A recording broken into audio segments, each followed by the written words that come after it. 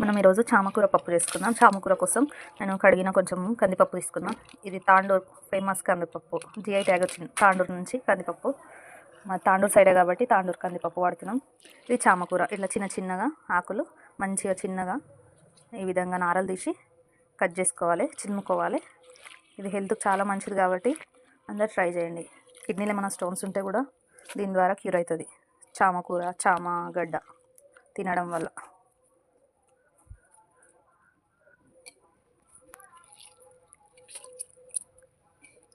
ఇట్లా మంచిగా నీట్గా కడుక్కోవాలి. ఎందుకంటే కొన్ని నీళ్ళలో కడిగితే ఏం దుమ్మున్నా పోదు కాబట్టి కొంచెం ఎక్కువ వాటర్ పోసుకుంటే మంచిగా నీట్గా అవుతుంది.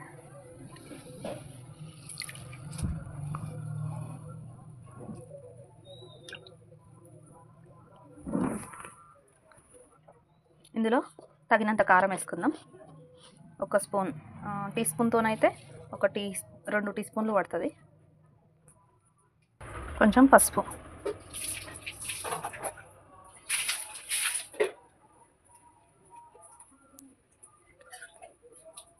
నెక్స్ట్ కొంచెం సాల్ట్ వేసుకుందాం.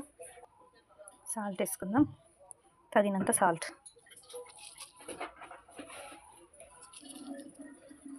దీంట్లో కొన్ని వాటర్ వేసుకొని మనం ఒక 3 విజిల్స్ వరకు పెట్టుకుందాం. మంచిగా ఉడుకుతుంది 3 విజిల్స్.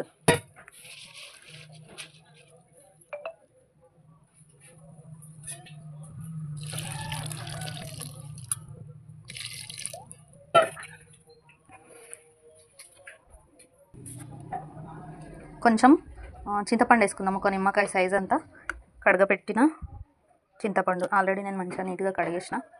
ఇందులో వేసుకుందాం. ఇప్పుడు మూత పెట్టేసి ఒక 3 విజిల్స్ వచ్చేంత వరకు పెడదాం.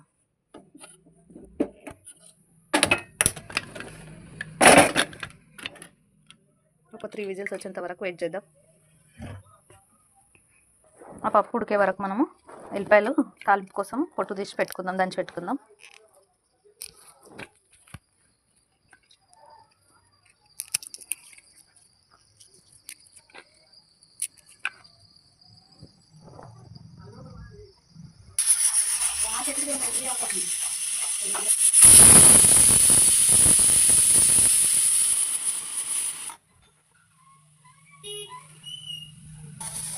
ఇది మనము పోపు కోసం రెడీ చేసుకున్నాం.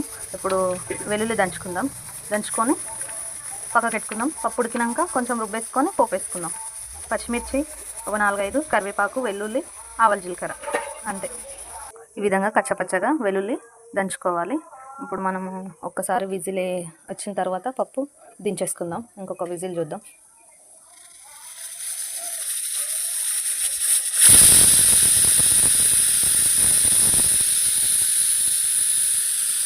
ఇప్పుడు మనం పప్పుడు కింద లేదు చూసుకుందాం. విజిల్ అనేది కొంచెం ఓపెన్ చేసి పెట్టాలి. ఎందుకంటే ఫోర్స్ ఉంటుంది కదా ఇది, కాబట్టి కొంచెం ఓపెన్ చేస్తూ గాలి అంతా పోయినాక మూత తీయాలి.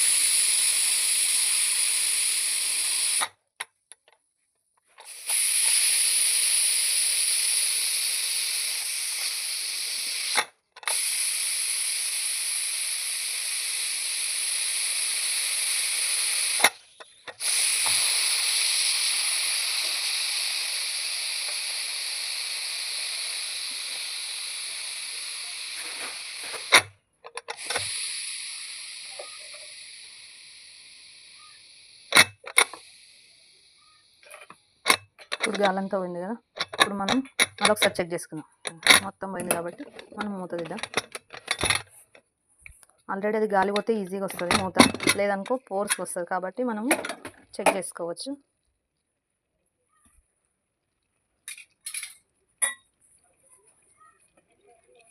ఉడికింది, మొత్తం పప్పు ఉడికింది. పొగ అనిపిస్తుంది మీకు, వేడిగా ఉంది కాబట్టి.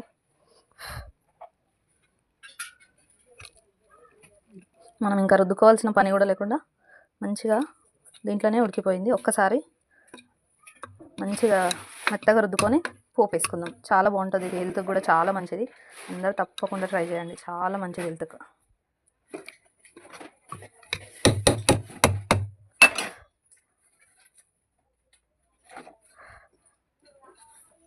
ఈ విధంగా మెత్తగా ఉడికింది కదా. ఒక్కసారి మనము రుబ్బుకుందాం. కొంచెం ఫోర్స్గా రుద్దితే చాలా బాగా అవుతుంది ఈజీగా.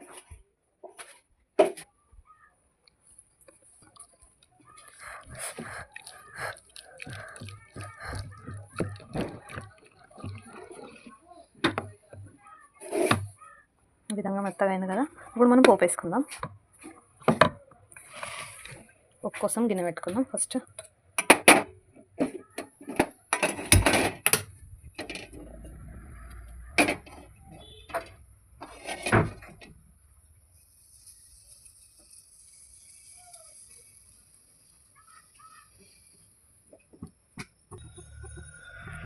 ఆయిల్,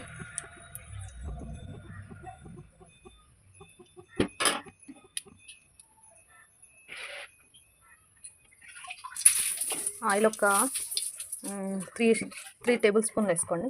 ఆయిల్ వేడైన తర్వాత ఆవాల జీలకర్ర కొంచెం,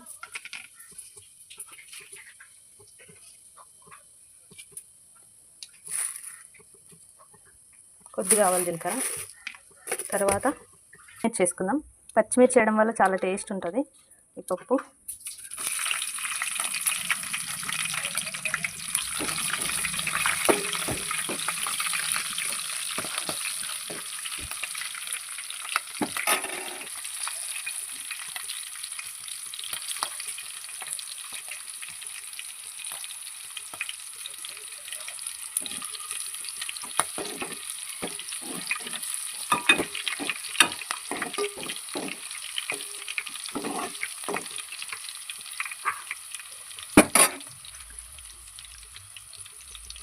ఇప్పుడు కరివేపాకు,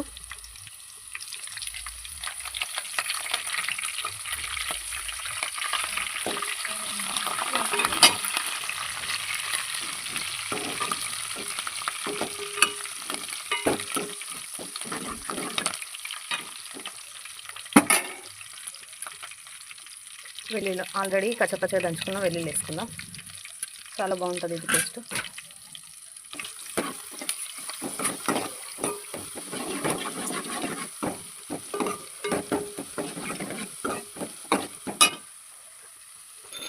ఇవి కొంచెం మాడినట్టు అయినాక కొంచెం పసుపు వేసుకుందాం. ఈ విధంగా కొంచెం మాడినట్టు అయితే కొద్దిగా పసుపు వేసుకుందాం. కలర్ బాగుంటుంది పసుపు వేస్తే.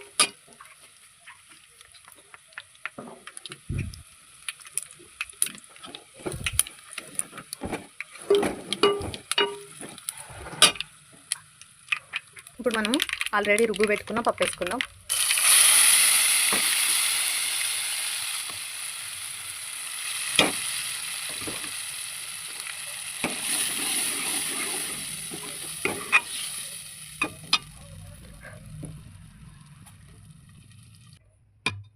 ఈ విధంగా మొత్తం పప్పు వేసుకొని మంచిగా కలుపుకుందాం.